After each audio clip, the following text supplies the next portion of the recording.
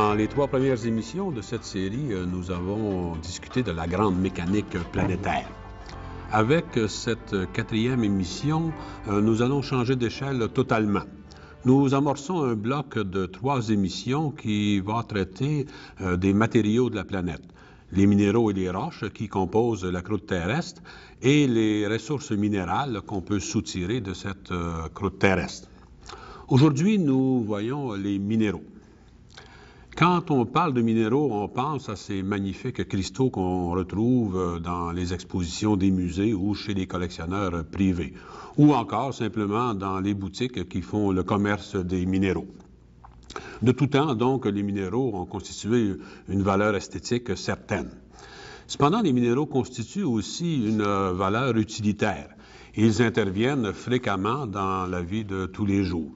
Le quartz, par exemple, qui, sous sa forme de silex, a été utilisé par les premiers hominidés pour fabriquer leurs outils et leurs pointes de flèche. Les métaux qui interviennent constamment dans notre vie sont extraits des minéraux. On retrouve aussi les minéraux dans des objets anodins ou des produits d'usage courant, comme par exemple les poudres pour la peau dans lesquelles on trouve du talc. Certains minéraux entrent même dans la composition des médicaments. Et on sait aussi que certains minéraux sont essentiels au métabolisme du corps humain. Ils ont tenu aussi une place importante à travers l'histoire de l'humanité, qu'on pense par exemple à ces grandes caravanes de sel qui traversaient le Sahara pour faire le commerce de ce produit qui était une denrée essentielle pour la conservation des aliments avant l'invention du frigo. Ou encore, c'est l'or et les pierres précieuses qui véritablement ont motivé l'exploration des Amériques. Pour le géologue, les minéraux sont des objets essentiels à connaître. À connaître pour bien comprendre les éléments de la croûte terrestre et aussi pour bien connaître ces matériaux qui forment notre environnement physique. Dans cette émission, nous allons traiter de 3 volets. D'abord, nous allons nous demander qu'est-ce qu'un minéral et voir ses propriétés physiques. Ensuite, nous allons voir comment la matière est ordonnée en étudiant un groupe particulier de minéraux qui constituent 95% de la croûte terrestre, les silicates. Et finalement, nous allons terminer en nous demandant comment se forment les minéraux.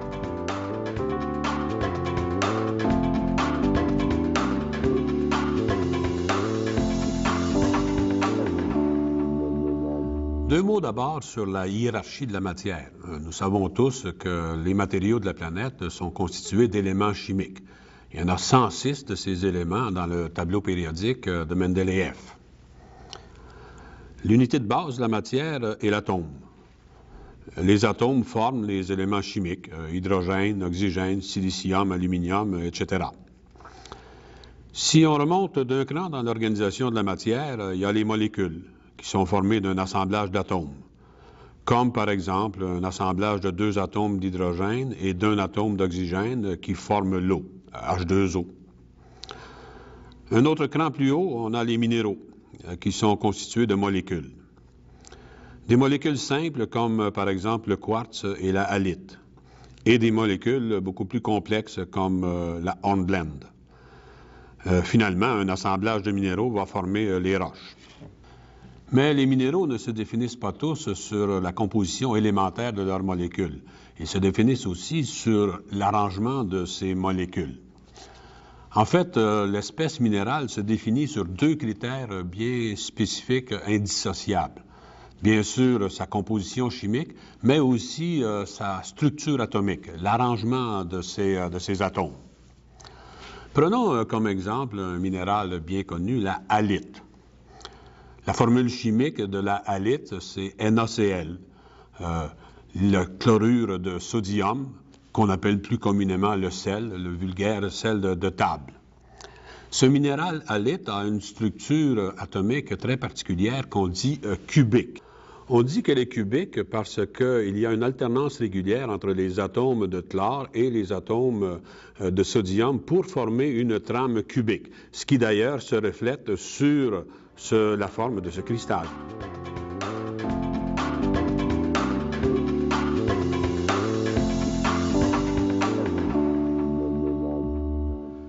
Les minéraux possèdent des propriétés physiques qui permettent de les distinguer entre eux et qui deviennent des critères d'identification. Ces critères sont très précieux pour le géologue, mais aussi pour le collectionneur. Une première propriété, celle qui attire l'œil d'abord, évidemment, c'est la couleur. Il y a une très grande variété de couleurs chez les minéraux. Cependant, ce n'est pas un critère qui est absolu. J'ai ici, par exemple, 3 spécimens qui sont nettement de couleurs différentes. Pourtant, ces spécimens représentent un même minéral qui est le microcline.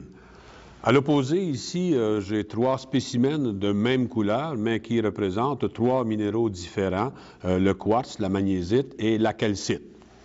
J'ai ici aussi 3 spécimens de couleur jaune métallique, qui représentent 3 minéraux différents, la pyrite, la chalcopyrite, et puis ici une toute petite pépite d'or.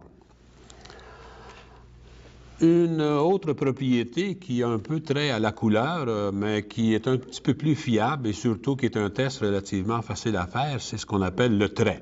Ça correspond essentiellement à la poussière du minéral. Par exemple, j'ai ici une hématite. Cette hématite, elle est de couleur argentée.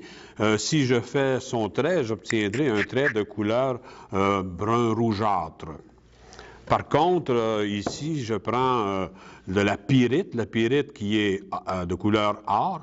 Eh bien, cette pyrite-là va laisser caractéristiquement un trait noir sur ma plaque de porcelaine. Une des propriétés les plus remarquables chez les minéraux, c'est la forme cristalline.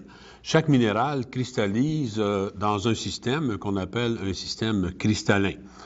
Chaque minéral va toujours reproduire la même forme régie par ce système cristallin. Voyons quelques exemples. Bon, on a vu il y a quelques minutes que la halite cristallisait dans le système cubique. Il y a aussi la pyrite qui cristallise dans le système cubique pour former de beaux cubes comme celui-ci. Lorsqu'il y a plusieurs cristaux assemblés, bien, ça donne de très beaux spécimens comme celui-ci que vous voyez. La calcite cristallise dans un système qu'on appelle rhomboédrique, c'est-à-dire que les 3 axes du cristal sont égaux et forment aussi des angles bien spécifiques qui sont toujours les mêmes. Ils sont différents de 90 degrés cependant. Le quartz, lui, le minéral très commun, cristallise dans le système hexagonal. Un cristal de quartz, par exemple, va toujours développer 6 faces parce que, justement, il cristallise dans le système hexagonal. Lorsque le quartz développera sa forme pyramidale, bien, on aura aussi une pyramide à 6 faces. Évidemment, des cristaux aussi beaux que ceux-ci, lorsqu'ils sont tous assemblés ensemble, forment des spécimens d'une rare beauté. Une autre propriété très importante chez les minéraux, c'est le clivage.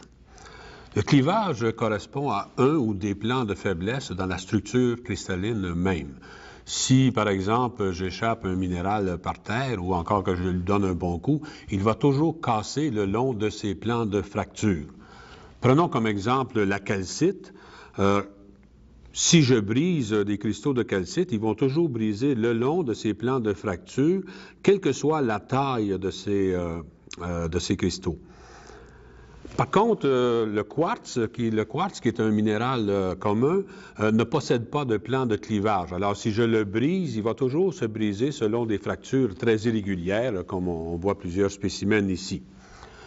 Le mica est un minéral qui possède un seul plan de clivage, donc un seul plan de faiblesse. Ce qui fait que, vous connaissez peut-être le mica, on est donc capable d'effeuiller ce mica et donc de le faire pratiquement à l'infini dû à ce plan de faiblesse. Une autre propriété très importante chez les minéraux, c'est leur dureté. Certains minéraux sont très durs, comme le diamant, d'autres sont très tendres, comme le talc qui est contenu dans la pierre à savon. Les minéralogistes ont une échelle de dureté des minéraux qui utilisent comme étalon 10 minéraux communs, classés du plus tendre au plus dur. L'échelle va de 1 à 10. Cette échelle a été construite par le minéralogiste autrichien Friedrich Mohs et se nomme par conséquent l'échelle de Mohs. Sur cette échelle, on a quelques points de repère. Des minéraux comme le talc et le gypse sont si tendres qu'ils sont rayés par l'ongle. Pas étonnant qu'on utilise le talc dans les poudres pour la peau. Ces poudres sont composées du minéral talc finement broyé auquel, évidemment, on ajoute quelques parfums. La calcite est rayée par une pièce de cuivre de 1 cent, alors qu'une lame de canif en acier saura rayer tous les minéraux de dureté inférieure à 5, mais évidemment ne pourra rayer les feldspaths et le quartz. Un morceau de corindon très dur, un minéral qu'on utilise dans les abrasifs, 9 sur l'échelle, pourra rayer le quartz, mais sera rayé par un diamant. Pour vous illustrer un peu la chose, voici un talc qui est facilement rayable par l'ongle. Si vous avez, par exemple, de belles sculptures esquimaudes, il faut être très prudent en les manipulant parce qu'elles peuvent être facilement rayées par une bague, par exemple. La calcite, qui a une dureté de 3, va être facilement rayée par la pointe d'un canif. Alors qu'une orthose qui, à première vue, ressemble à la calcite, a une dureté de 6 et n'est pas rayée par la lame du canif. La densité est une autre propriété qui permet d'identifier les minéraux. La plupart des minéraux ont une densité qui tourne autour des 2,7 grammes par centimètre cube, c'est-à-dire 2,7 fois plus dense qu'un égal volume d'eau. Certains minéraux, cependant, ont des densités beaucoup plus faibles, comme par exemple la halite, qui a une densité de 2,1, alors que d'autres minéraux, à l'autre extrême, ont une densité beaucoup plus élevée. La galène, qui est un sulfure de plomb, a une densité de 7,5, et l'or, qui a une très grande densité, 19,3. Pour illustrer ces effets de densité, voici par exemple un cube de halite qui a une densité de 2,1. Si je prends ici une galène qui a un volume sensiblement le même, bien, on voit évidemment que la galène ayant une densité beaucoup plus grande va donc faire flancher la balance. Changeons maintenant ce cristal de halite qui a une faible densité pour un autre cristal ici d'une densité légèrement supérieure. On voit qu'il a fallu augmenter le volume de ce minéral pour pouvoir équilibrer finalement les densités. Une autre propriété très importante des minéraux, mais qui cette fois relève de l'expertise de spécialistes, ce sont les propriétés optiques des minéraux. Disons qu'en géologie, nous avons les moyens techniques d'amincir les minéraux jusqu'à ce qu'ils soient si minces qu'ils puissent laisser passer la lumière. Nous collons ces fines lamelles sur une lamelle de verre et on peut donc étudier les minéraux au microscope de la même façon que les biologistes étudient les tissus ou les micro-organismes. Chaque minéral possède des qualités optiques qui lui est propre. Ils transmettent la lumière de diverses façons et vont aussi donner des couleurs variables selon qu'ils passent, qu'on les étudie à la lumière naturelle ou qu'on les étudie à la lumière polarisée. Voici un exemple de ce que nous observons au microscope. Il s'agit d'une roche constituée d'un certain nombre de minéraux. Ils sont observés ici en lumière naturelle non polarisée. Si j'observe la même plage en lumière polarisée, je vois que les minéraux présentent des couleurs qui leur sont caractéristiques. Par exemple, ce grand minéral très coloré est de l'olivine.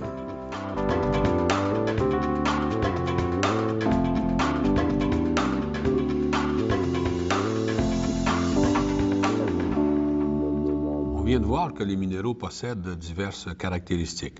C'est en fonction du partage de certaines de ces caractéristiques qu'on regroupe les minéraux en un certain nombre de classes. On va donc maintenant explorer brièvement ce sujet en nous concentrant sur une classe en particulier, les silicates. Voici comment se répartissent en pourcentage dans la croûte terrestre les 8 éléments les plus abondants.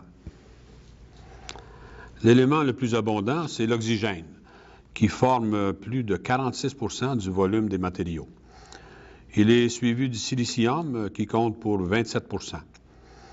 Puis viennent ensuite, avec des proportions beaucoup plus faibles, l'aluminium, le fer, le calcium, le sodium, le potassium et le magnésium. Cette répartition n'est applicable qu'à la croûte terrestre. Je vous rappelle qu'on a dit dans une émission précédente que le noyau est composé presque uniquement de fer et de nickel, ce qui est bien différent de ce qu'on montre ici. C'est que lors de la formation de la Terre, les éléments légers comme l'oxygène et le silicium ont migré vers l'extérieur, alors que les éléments plus lourds, comme le fer et le nickel, se sont concentrés au centre. À eux deux, l'oxygène et le silicium forment tout près de 75 de la croûte. Il n'est donc pas surprenant qu'une classe de minéraux dont la base est le silicium et l'oxygène compte pour 95 en volume de la croûte terrestre. Si on veut bien comprendre donc cette croûte terrestre, il va nous falloir bien comprendre cette classe de minéraux que sont les silicates. Comme je viens de le dire, la composition de base de ces silicates, c'est le silicium et l'oxygène.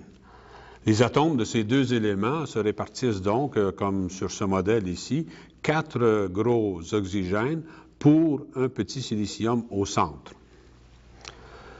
Voici une représentation graphique de cette unité de base, avec le silicium au centre et les 4 oxygènes autour.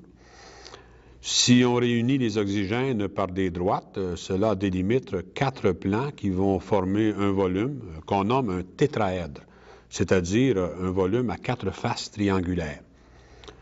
Une face avant gauche, une face arrière, une face avant droite et une face inférieure. Il vous faut faire ici un effort d'abstraction pour voir que le petit silicium rouge se situe au centre de ce volume. C'est ce qu'on appelle le tétraèdre de base. Il y a plusieurs façons de le représenter. Ici, on l'a représenté avec une structure très ouverte pour bien expliquer de quoi il s'agit. Cependant, normalement, dans la nature, la structure est beaucoup plus compacte et on va la représenter par une structure comme celle-ci. Il faut vous imaginer là, qu'au centre, ce qu'on ne voit pas, il y a le petit silicium rouge.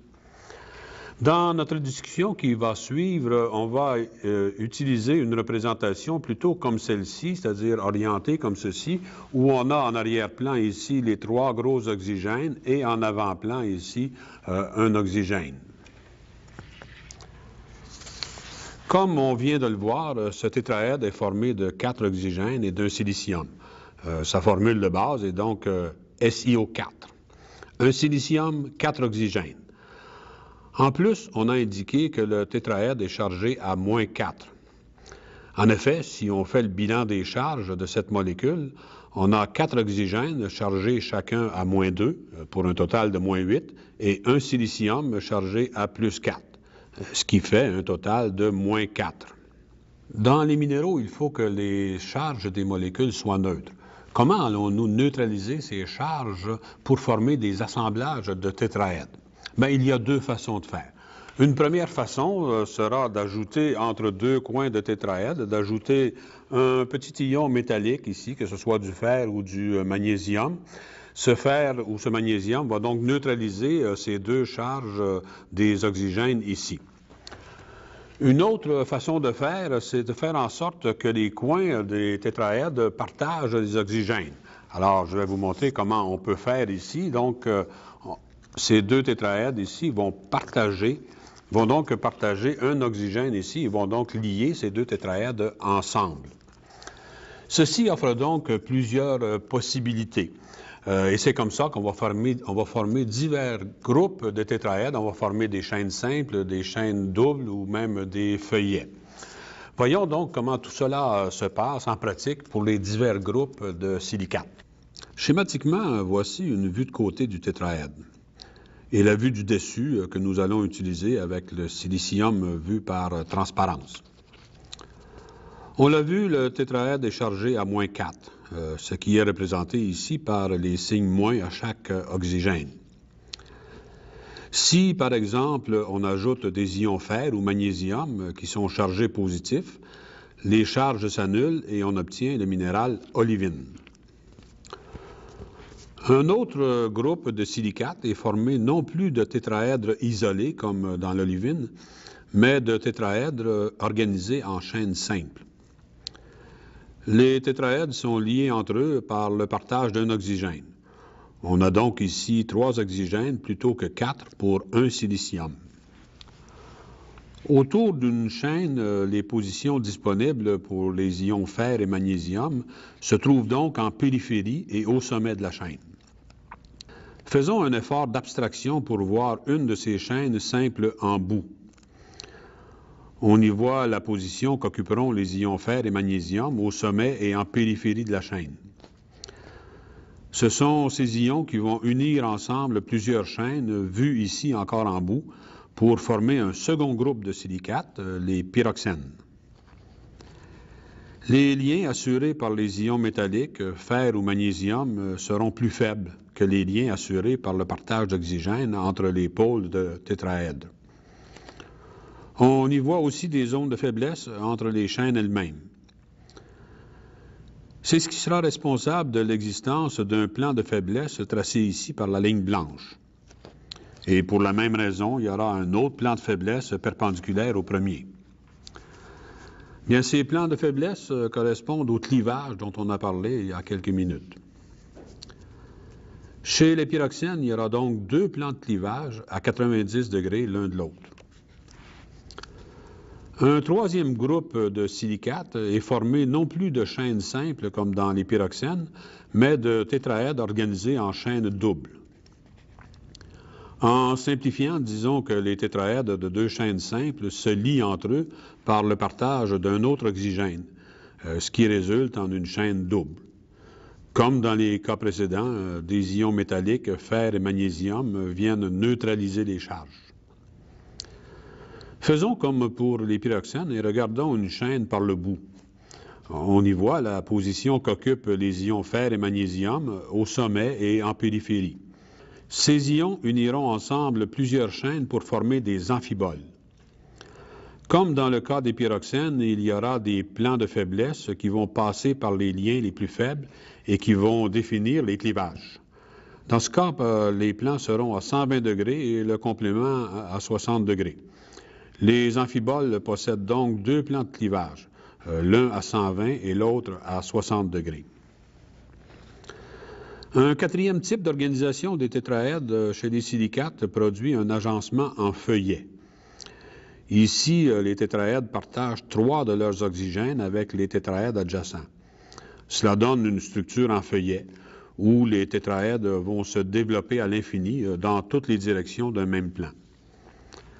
La seule position possible pour les ions métalliques, ce sera au sommet des feuillets, comme le montre cette vue en bout. Dans cet exemple, les feuillets vont se lier entre eux par les ions métalliques, fer et magnésium, et des groupes de feuillets par de gros ions potassium en jaune ici, selon ce qu'on appelle des liaisons de Van der Waals, qui sont des liaisons plutôt faibles. De telles structures font partie du groupe des phyllosilicates, communément appelés les micas. Les plans de faiblesse vont par conséquent se retrouver parallèles aux feuillets, donnant ce clivage caractéristique des micas qu'on peut littéralement effeuiller.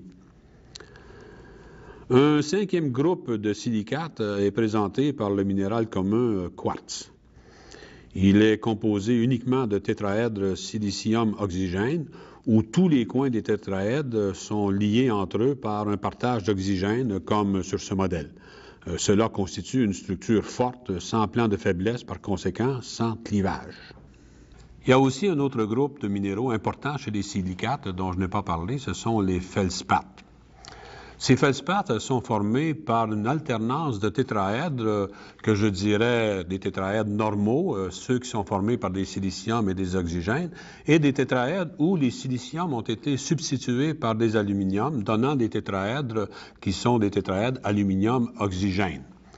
Les tétraèdres, les coins des tétraèdres sont liés entre eux par des partages d'oxygène.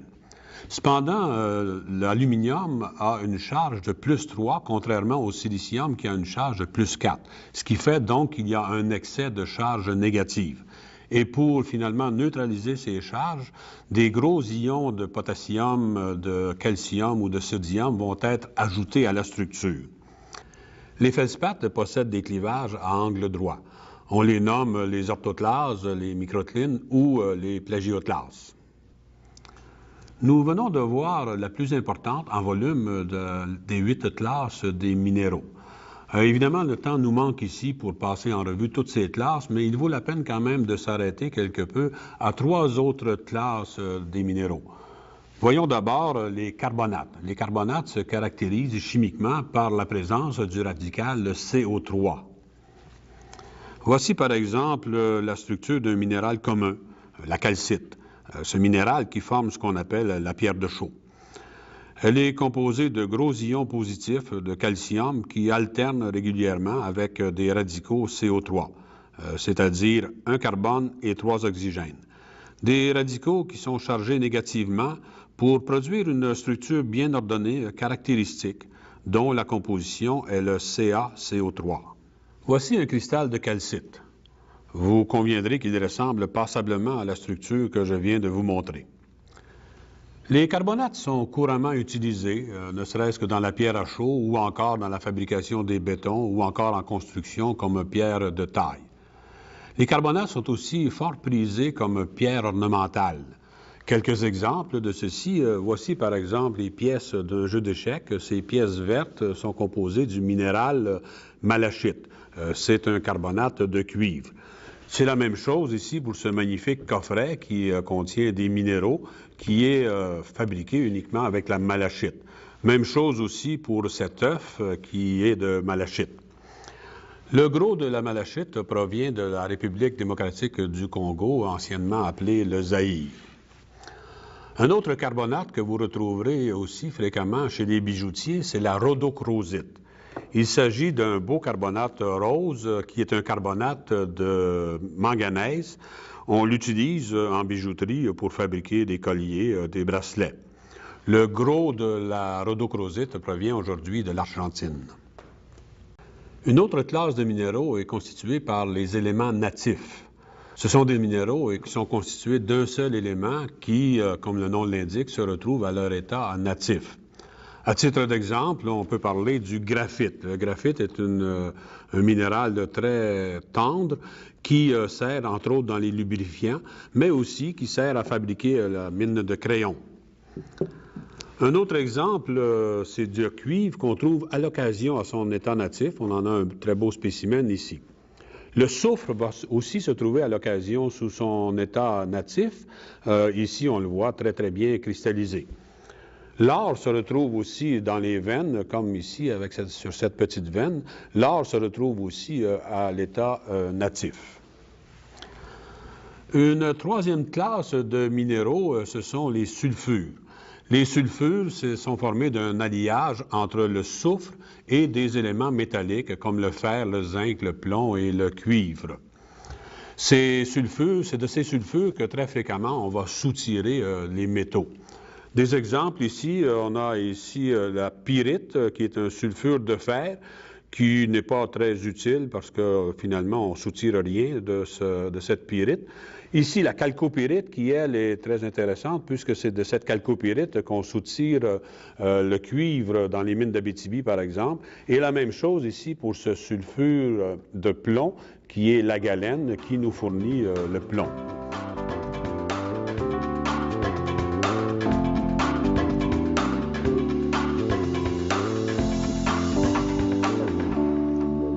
La formation des minéraux est une question qui en intrigue plusieurs. Nous allons donc maintenant tenter de répondre à cette question.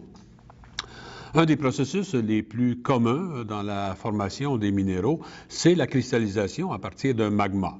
Cristallisation qui se fait lorsque le magma refroidit. Avant d'expliquer comment se fait cette cristallisation, il est nécessaire cependant d'expliquer la relation qui existe entre, d'une part, l'état de la matière et d'autre part, les températures et les pressions sous lesquelles se situe cette matière. Et pour bien saisir, on va prendre l'exemple d'une matière commune, bien connue, c'est l'eau. Ce diagramme va nous montrer quelles sont les trois phases de l'eau en fonction de deux paramètres. La température en degrés Celsius sur l'axe horizontal et la pression exprimée en atmosphère sur l'axe vertical. On retrouvera l'eau sous ces trois formes, solide, liquide et gazeuse, c'est-à-dire vapeur. Lorsqu'on pense au changement de phase de l'eau, comme le passage de liquide à solide ou de liquide à vapeur, on songe surtout au changement de température. Ainsi, à la pression atmosphérique, celle où nous vivons actuellement, en gros, à une atmosphère, l'eau solide, la glace, va devenir liquide à 0 degré Celsius. C'est ce qu'on appelle le point de fusion, le point de fonte de la glace. Toujours à la même pression d'une atmosphère, l'eau liquide va se vaporiser à 100 degrés Celsius. C'est le point d'ébullition. La température de ces deux points, c'est-à-dire fusion et ébullition, va varier si on change la pression. Prenons comme exemple des conditions de pression bien supérieures à 1 atmosphère. Le point de fusion de la glace sera inférieur à 0 degré Celsius, c'est-à-dire que la glace pourra fondre à des températures sous zéro. Le point d'ébullition, lui, sera beaucoup plus élevé que les 100 degrés Celsius. C'est ce qui fait, par exemple, que la température du liquide dans une cocotte pression est plus élevée que l'eau qui bout dans un chaudron ouvert à la pression atmosphérique et que vos légumes cuisent plus rapidement. Ce genre de diagramme s'appelle un diagramme de phase. Il en existe pour tous les minéraux. Ces diagrammes sont très précieux pour les géologues qui veulent comprendre les contrôles de la cristallisation ou de la fusion des minéraux. Voici deux termes qui vont acquérir beaucoup d'importance d'ici la fin de l'émission et dans l'émission prochaine. Cristallisation et fusion. On parle de cristallisation lorsque un minéral passe de sa phase liquide à sa phase solide. Et on parlera alors du point de cristallisation. Et on parle de fusion lorsque le minéral passe de sa phase solide à sa phase liquide. Et alors on parle du point de fusion. En pratique, c'est le même point. Tout dépend du point de vue où on se place. Chaque minéral a son point de fusion ou son point de cristallisation qui lui est propre et qui est variable avec la température. Voilà, maintenant on peut passer à l'analyse de cette cristallisation à l'intérieur d'un magma. Voici une roche ignée. Elle est formée de gros cristaux, du moins assez gros pour que vous les voyiez. On a souvent le sentiment que tous les minéraux d'une roche ignée comme celle-ci cristallisent instantanément quand le magma se refroidit, un peu comme du sucre qui prend en pain. Mais on va voir que ce n'est pas du tout le cas. Dans un magma qui est à température plus élevée que 1200 degrés Celsius, tous les minéraux sont dans leur phase liquide. Si ce magma est introduit dans la croûte terrestre, qui est plus froide, il va donc commencer à se refroidir. Dans la partie supérieure de ce tableau, tous les minéraux sont en phase liquide. C'est le magma. Dans la partie inférieure, tout est solide, c'est la roche. Entre les deux, on aura un mélange de liquide et de solide, c'est-à-dire un mélange de magma et de cristaux. Bien, partons de notre magma où tous les minéraux sont en phase liquide. Supposons que la pression demeure constante, c'est-à-dire que nous sommes à un niveau donné dans la croûte terrestre. Seule la température va varier. Avec un abaissement de la température du magma, les minéraux dont le point de cristallisation est le plus élevé seront les premiers à cristalliser. Le premier qui va cristalliser, ce sera l'olivine. Le second groupe de minéraux à se former sera les pyroxènes. À ce stade-ci, on aura un mélange de magma et de cristaux d'olivine et de pyroxène. Le magma, pour sa part, aura épuisé sa réserve d'olivine. Puis ensuite, avec l'abaissement progressif de la température, vont cristalliser les amphiboles, puis la biotite. Les réserves de pyroxène sont épuisées, mais il reste toujours du magma. Puis viendra le quartz, les feldspaths potassiques et la muscovite. On a donc ici une suite de cristallisation bien définie en fonction de la température. On appelle cette suite une suite discontinue parce qu'il s'agit dans chaque cas de minéraux distincts. Vous reconnaissez d'ailleurs les minéraux des silicates dont nous venons de discuter. Notre diagramme n'est pas complet, puisqu'il faut y ajouter une suite continue, celle des feldspaths plagioclases. On dit une suite continue parce que la seule chose qui varie ici dans la composition, c'est la proportion de calcium par rapport au sodium. À l'extrémité chaude, on a le plagioclase calcique et à l'extrémité froide, le plagioclase sodique. À ce stade, il n'y a plus de magma et nous avons une roche, théoriquement composée des divers minéraux.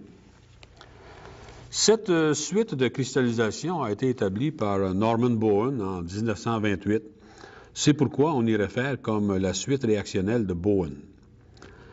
Elle est encore valide aujourd'hui dans ses grandes lignes, bien que dans le détail, il puisse y avoir des variations selon des conditions locales, comme par exemple les quantités d'eau ou de gaz dans les magmas. En pratique, à mesure que les minéraux cristallisent dans la chambre magmatique, c'est-à-dire dans la poche où s'est introduit le magma, ils vont sédimenter, s'accumuler à la base de la chambre. Il va donc se faire une ségrégation et les roches issues de cette cristallisation auront des assemblages de minéraux différents, selon qu'on sera à la base, au milieu ou au sommet de la chambre magmatique. Ainsi, le premier assemblage à se former va être un assemblage d'olivine et de pyroxène. On l'appelle un assemblage ultramafique. Ensuite, on aura un assemblage de pyroxène et d'amphibole. C'est un assemblage mafique. Un assemblage d'amphibole, de biotite et de quartz sera qualifié d'assemblage intermédiaire, tandis qu'un assemblage des minéraux les plus froids sera un assemblage felsique. C'est en ce sens que vous entendrez parler des rochiniers ultramafiques, mafiques, intermédiaires ou felsiques. Nous reviendrons dans la prochaine émission sur ce sujet des rochiniers. Voilà où et comment se forme une grande partie des minéraux de la croûte terrestre. Mais ce n'est pas le seul mécanisme par lequel on peut obtenir des minéraux. Nous allons voir maintenant que les minéraux peuvent précipiter à partir d'une solution très riche en sel. La cristallisation d'un magma n'est donc pas la seule façon d'obtenir des minéraux. On peut obtenir des minéraux par précipitation à partir d'une solution sursaturée par rapport à certains éléments chimiques, c'est-à-dire que la solution contient plus de sel qu'elle n'est capable d'en dissoudre. Un bon exemple de ceci, c'est la cristallisation qui va se faire à partir de l'évaporation de l'eau de mer. Voyons ce qui se produit lorsqu'on laisse s'évaporer l'eau d'un bocal d'eau de mer. Quand on dit que l'eau de mer est salée, ce n'est pas uniquement parce qu'elle contient du sel, NaCl, mais aussi parce qu'elle contient beaucoup d'autres ions en solution. Parmi ces derniers, il y a entre autres ceux qui nous intéressent ici, des ions positifs, calcium, sodium et potassium, et des ions négatifs, tels le chlore, ainsi que des radicaux négatifs comme CO3 et SO4. L'évaporation ne se débarrasse que de l'eau. Aussi, à mesure de l'évaporation, la solution va devenir de plus en plus saline, c'est-à-dire que les sels se concentrent de plus en plus. L'eau de mer normale a une salinité de l'ordre de 35 parties par 1000. À cette salinité, elle est légèrement sursaturée par rapport au carbonate de calcium, le CaCO3, le minéral calcite. La calcite va alors précipiter naturellement et déposer une couche de cristaux au fond du bocal. Cette cristallisation va se poursuivre à mesure de l'évaporation. Lorsque la solution atteindra environ 3,5 fois sa concentration initiale, elle deviendra sursaturée par rapport à un autre sel, le CaSO4, ce qu'on appelle du gypse. Puis, avec la poursuite de l'évaporation, la solution deviendra de plus en plus concentrée. Viendra alors la phase de précipitation du chlorure de sodium, NaCl, notre sel de table. Puis, la dernière phase avant l'évaporation totale, le chlorure de potassium, KCl, le minéral sylvite, ce qu'on appelle plus communément la potasse. On a donc obtenu une suite bien spécifique de minéraux précipités à mesure de l'évaporation de l'eau de mer. Calcite, gypse, halite et sylvite. C'est ce qu'on appelle la séquence évaporitique ou plus simplement les évaporites. Au moins 3 de ces minéraux interviennent dans les activités humaines. Le gypse, entre autres, pour la fabrication des panneaux de gypse, le sel de table et de route, et la potasse dans les fertilisants. La façon dont je viens de présenter la formation de cette suite évaporitique est un peu simpliste, caricaturale. C'était surtout pour vous expliquer le principe. Si vous essayez d'évaporer un bocal d'eau de mer, vous n'obtiendrez pas beaucoup de produit, à peine un mince film au fond du bocal. Il faut que les choses se passent à une beaucoup plus grande échelle. Voyons donc comment les choses se passent dans la nature. La précipitation des minéraux évaporitiques se fait, entre autres, dans les grandes lagunes en bord de mer, dans des régions où l'évaporation excède la précipitation. Je parle ici de grandes lagunes qui se mesurent en plusieurs dizaines ou plusieurs centaines de kilomètres carrés. Le gros de l'alimentation en eau de ces lagunes viendra de la mer. L'évaporation va donc concentrer la solution et les minéraux évaporitiques vont s'accumuler au plancher de la lagune. Pour une région donnée, il s'établira une sorte d'équilibre entre l'alimentation en eau marine de la lagune et l'évaporation, ce qui fait que la salinité de l'eau demeurera à peu près constante. Et en fonction de cette salinité, c'est l'un ou l'autre des minéraux qui précipitera. Le plus souvent, on oscille entre la calcite et le gypse. On se rend beaucoup plus rarement au sel et encore moins souvent à la potasse. On a ici un exemple d'une de ces lagunes d'évaporation dans le sud de l'Australie. Vous devinez facilement la faible profondeur d'eau. La nature y a précipité sur son plancher de beaux grands cristaux de gypse en une couche épaisse et continue de quelques mètres à la grandeur de la lagune, sur une période de quelques milliers d'années seulement. Dans une autre variante du système évaporitique, les minéraux cristallisent et croissent à l'intérieur du sédiment de grandes plaines, en bordure de mer, qui s'étendent sur des dizaines de kilomètres, mais dont la surface est à peine quelques mètres au-dessus du niveau marin. C'est ce qu'on appelle la sebkha. On trouve entre autres de ces sebkhas dans le golfe Persique ou dans le nord-ouest de l'Australie, l'exemple que je vais vous illustrer dans un instant. Le sous-sol de ces grandes plaines est alimenté par l'eau marine. L'évaporation concentre la solution des eaux souterraines qui précipitent les minéraux évaporitiques. Le plus souvent, le système se stabilise au gypse avec parfois des cristaux de sel. Les minéraux cristallisent et croissent à l'intérieur même du sédiment. Les fameuses roses des sables, par exemple, sont formées de cette manière. Un exemple de sebkha nous est fourni ici par une de ces plaines dans le nord-ouest de l'Australie, qui se nomme le lac McLeod et qui fait plus de 100 km de long sur quelques 20 km de large. Le sous-sol de la plaine est alimenté par l'océan adjacent et l'évaporation à travers le sédiment concentre la solution de l'eau souterraine. La surface de cette nappe d'eau souterraine se trouve à quelques centimètres sous la surface de la sebkha, comme le montre cette image ici.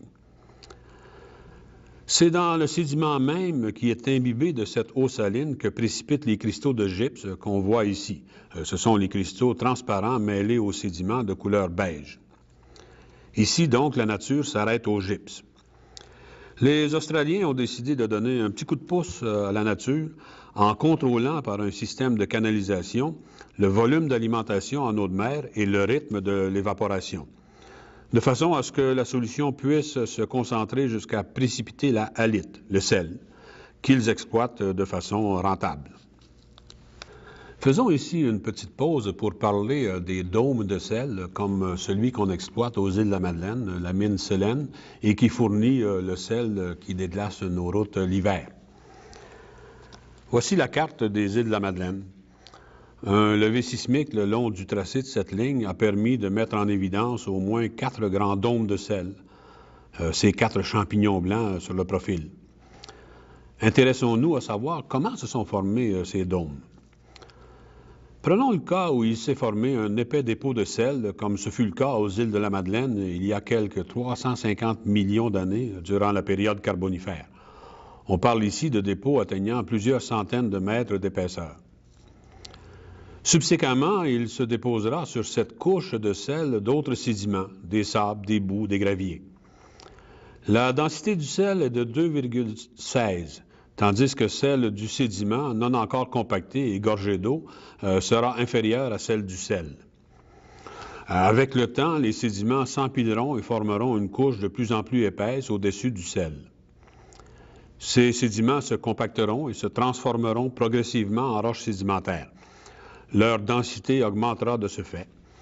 Lorsque la couche de roche recouvrant le sel aura atteint une épaisseur de 450 à 600 mètres, la densité des roches au-dessus du sel sera égale à celle du sel. Et tant qu'on aura du moins dense sur du plus dense, ou que la densité des masses demeurera égale, l'ensemble sera en équilibre. Quand la couche rocheuse aura atteint les quelques milliers de mètres, la compaction aura fait augmenter sa densité, qui sera de l'ordre de 2,7, bien supérieure donc à celle du sel. Et il y aura alors un sérieux déséquilibre entre les masses de sel et de roches sédimentaires, car on aura du plus dense sur du moins dense. Le sel commencera à fluer vers le haut pour rééquilibrer les densités. C'est comme la goutte d'huile dans l'eau. C'est ainsi que le sel s'injectera dans la couverture sédimentaire sous forme de ce qu'on appelle un diapire. Les évaporites sont un exemple de minéraux qui précipitent à partir d'une solution. Il y a cependant bien d'autres minéraux qui peuvent précipiter à partir de solutions. Bien que ce ne soit pas évident, il circule toutes sortes de fluides de solutions dans la croûte terrestre.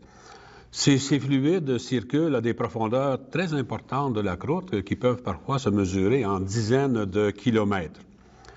Les fluides circulent dans les fractures de la roche. Ils circulent lentement, très lentement, mais encore une fois, ici, il faut se placer dans une perspective géologique. Elles peuvent provenir des zones très profondes de la croûte terrestre ou même du manteau, par exemple par un excès de vapeur qui nous proviennent des magmas, ou encore il s'agit de fluides qui ont été piégés dans les sédiments lors de la sédimentation. Ces solutions sont sursaturées par rapport à certains minéraux et vont donc précipiter ces minéraux. Plusieurs se demandent comment se forment ces belles géodes ou ces belles agates qu'on nous vend dans les boutiques de minéraux, comme cette géode tapissée de cristaux de quartz violacés qu'on appelle améthyste, et cette agate formée de plusieurs couches concentriques de couleurs différentes. Ces joyaux ont été formés par la précipitation de minéraux à partir d'une solution qui circule dans les cavités des roches. Prenons le cas de la formation d'une agate. Supposons que l'on ait une cavité dans une roche fracturée qui permet la circulation des fluides à travers la roche, comme c'est souvent le cas dans des roches volcaniques par exemple. Si ces fluides sont sursaturés par rapport à la silice, c'est-à-dire le quartz, ce quartz va précipiter sur les parois de la cavité pour former une première couche de cristaux. On aura à ce stade ce qu'on appelle une géode, comme celle que je viens de vous montrer. Avec la poursuite de la circulation des solutions, une autre couche de silice va se former, puis successivement d'autres couches. Leur composition peut varier avec des variations dans la composition des fluides. C'est ce qui donnera, entre autres, des différences de couleur entre les diverses couches. Certaines agates montrent une cavité centrale, comme dans cet exemple ici, simplement parce que les processus de précipitation n'ont pas été complétés jusqu'au remplissage total de la cavité. Pour rester dans le domaine des minéraux spectaculaires, voyons comment se forment les dépôts des cavernes, ces stalactites et ces stalagmites. Les stalactites sont des dépôts qui pendent au plafond de la caverne, alors que les stalagmites sont ceux qui font face au plancher de la caverne. On peut difficilement douter que l'écoulement de l'eau sur les parois de la caverne est impliqué. Mais il y a en plus un phénomène de dégazage important qui est impliqué. Je vous explique. La caverne où on retrouve les stalactites et les stalagmites a été creusée par un phénomène de dissolution dans des terrains calcaires. Nous reviendrons sur ce sujet de la formation des cavernes dans une autre émission. Pour le moment, concentrons-nous sur les dépôts. Les stalactites et les stalagmites, ainsi que plusieurs autres formes de dépôts, sont composés de carbonate de calcium, le CaCO3, principalement sous forme de calcite. Cette calcite précipite sur les murs et le plancher de la caverne à partir de l'eau qui y ruisselle. Cette eau provient de la surface par infiltration à travers les fractures du calcaire. Cette solution contient du dioxyde de carbone, le CO2, et passablement d'ions calcium et de radicaux bicarbonate, le HCO3, acquis par la dissolution des calcaires. Dans les roches au-dessus de la caverne, la pression du CO2 contenu dans la solution se trouve à plusieurs atmosphères. À cause du poids de la roche, c'est ce qu'on appelle la pression lithostatique. Lorsque la solution arrive aux parois de la caverne, sa pression passe subitement de plusieurs atmosphères à une atmosphère, puisque la pression dans la caverne est la même que celle de la surface, du fait qu'elle est connectée avec la surface. Il se produit alors un phénomène de dégazage du CO2. C'est la même chose que lorsque vous décapsulez votre bouteille de coke, de bière ou de champagne. Cette équation est l'expression chimique du processus. La variable la plus mobile dans cette équation, c'est le CO2, puisqu'il s'agit d'un gaz. La perte subite de pression va donc dégager du CO2. C'est la raison pour laquelle vous verrez toujours dans l'eau qui ruisselle sur les murs d'une caverne des petites bulles de gaz. C'est le CO2 qui s'échappe. Ce dégazage de la solution va forcer un rééquilibrage chimique et la réaction va se faire dans le sens de la flèche rouge. Le CaCO3, la calcite, va alors précipiter sur les murs de la caverne pour former toutes ces structures spectaculaires. Voilà, nous venons de voir que non seulement les minéraux sont esthétiques, mais qu'il y a une relation entre ces formes fascinantes et une organisation ordonnée de la matière. Avant de terminer cette émission, je voudrais présenter à ceux dont la curiosité aurait été aiguisée quelques ressources en minéralogie. D'abord, évidemment, le site Internet sur lequel vous allez trouver une bibliographie sur la minéralogie et aussi vous allez trouver plusieurs liens, entre autres des liens sur des clés d'identification des minéraux. Il y a plusieurs publications aussi qui existent sur les minéraux, souvent de très belles publications puisqu'on présente des images magnifiques.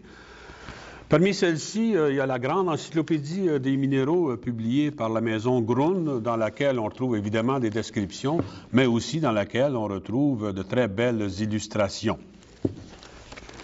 Larousse a publié aussi 2 bouquins en ce qui touche les minéraux. Il y a d'abord le Larousse des minéraux, évidemment, qui répertorie tous ces minéraux, et puis, évidemment, avec de très belles illustrations aussi. Larousse a aussi publié Larousse des pierres précieuses, donc quelque chose qui est un petit peu plus spécifique, et là aussi, à nouveau, avec de belles illustrations. Et finalement, il y a aussi un bouquin intéressant qui s'appelle « L'homme et les minéraux », ou si vous voulez, les minéraux et l'homme, qui présente aussi la relation qui existe entre l'homme et les minéraux, donc entre le collectionneur et sa passion. Pour ceux qui voudraient identifier des minéraux, il y a aussi des petits bouquins, comme par exemple celui-ci, qui est le guide pratique d'identification des minéraux, qui est publié par les Publications du Québec. Petit livre très simple, mais très utile pour identifier les minéraux, où on trouve des clés d'identification. Il y en a un peu plus complet ici, qui est le guide Audubon, qui est en anglais cependant.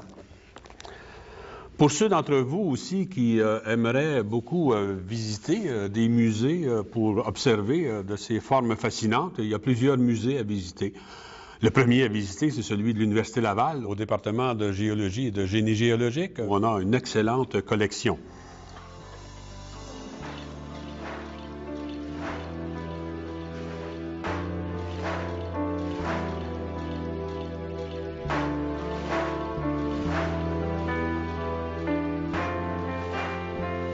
À Montréal, il y a le Redpath Museum à l'Université McGill aussi qui est excellent. Et si on va du côté de l'Ontario, il y a les Musées nationaux du Canada qui a une nouvelle collection de minéraux. Et puis à Toronto, il y a le Royal Ontario Museum. Si vous allez du côté des États-Unis, eh bien, il y a un très beau musée au New York State Museum à Albany, de même que l'American Museum of Natural History à New York. Mais le plus beau, véritablement, c'est celui de Washington, le Smithsonian. Ceux qui voudraient aussi participer directement à la collection, vous pouvez faire partie de clubs de minéralogie. Il y a des clubs de minéralogie à Québec, à Montréal. À Montréal, il y en a même 2, un anglophone et un francophone. Il y en a aussi un autre dans la région de l'Amiante. À la prochaine émission, nous allons continuer notre étude des matériaux de la croûte terrestre en voyant comment les minéraux s'assemblent pour former les roches. On verra donc les divers grands types de roches. Roches ignées, roches sédimentaires et roches métamorphiques. D'ici là, n'oubliez pas de consulter le site Internet.